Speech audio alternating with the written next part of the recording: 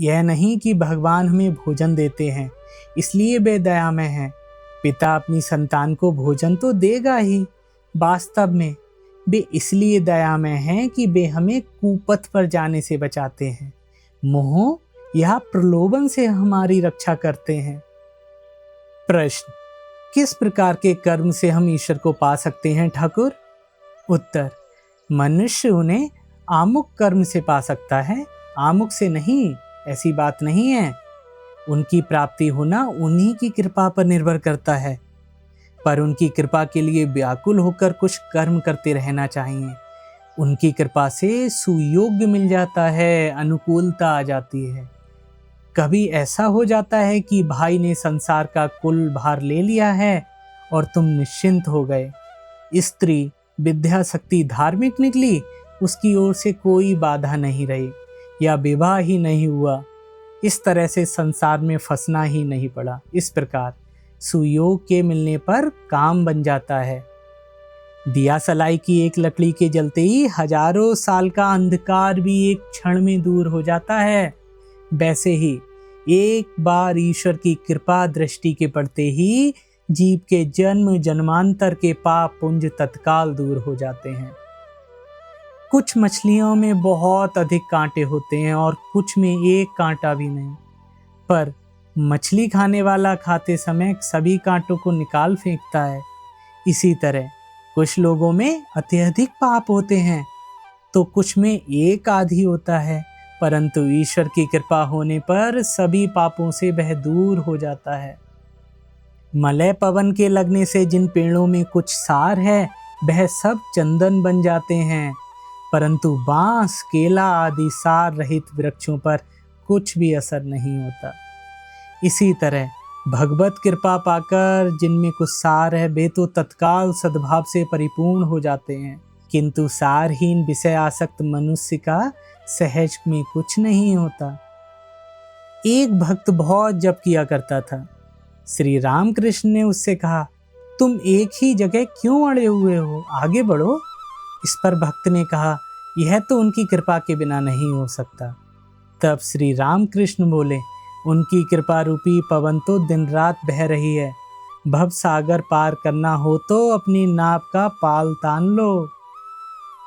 भगवत कृपा का पवन सदा बह रहा है, आलसी लोग उसका सदुपयोग नहीं करते, परंतु जो उद्यमशील होते हैं वे अपनी नौका का पाल फहरा देकर आसानी से पार हो जाते हैं।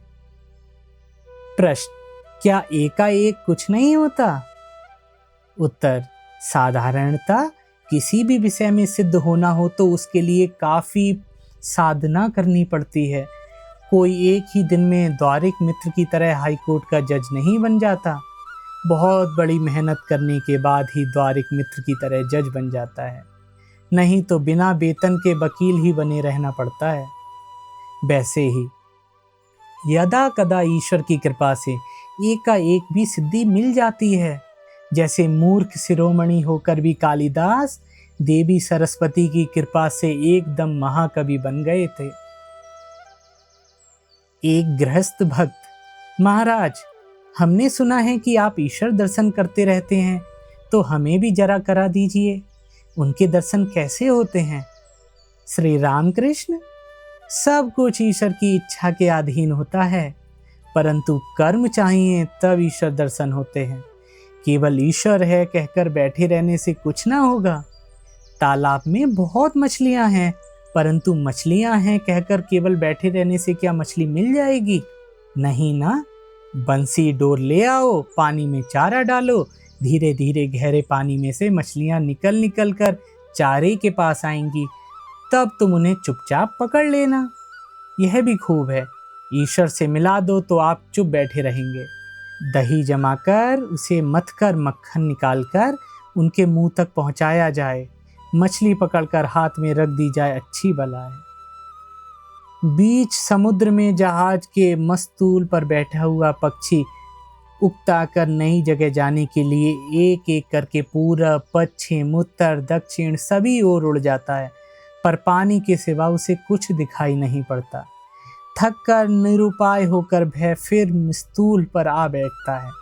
इसी प्रकार साधक भी अनुभव सिद्ध है, हितैषी गुरु के द्वारा निर्देशित साधना विधि का नित्य पालन करते करते उगता जाता है तथा हताश हो गुरु की प्रति विश्वास खोकर निजी प्रयत्न के द्वारा भगवत प्राप्ति करने के लिए मनमाने साधन मार्गों में भटकने लगता है, पर उसका सब परिश्रम विफल हो जाता है।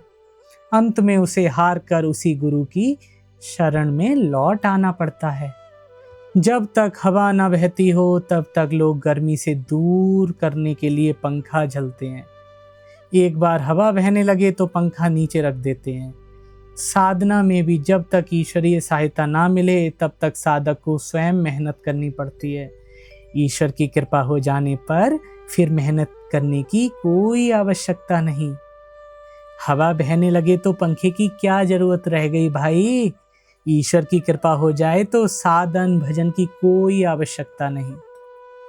जीवन पर भगवान गुरु भक्त जनों की दया होने के बावजूद यदि स्वयं के मन की दया ना हो तो उसका विनाश तो होगा ही। अर्थात इन तीनों की कृपा के होते हुए भी यदि मनुष्य के मन में मुक्ति की स्पृहा ना हो, व्याकुलता ना हो, तो सदुपदेश साधु संग सब विफल हो जाता है।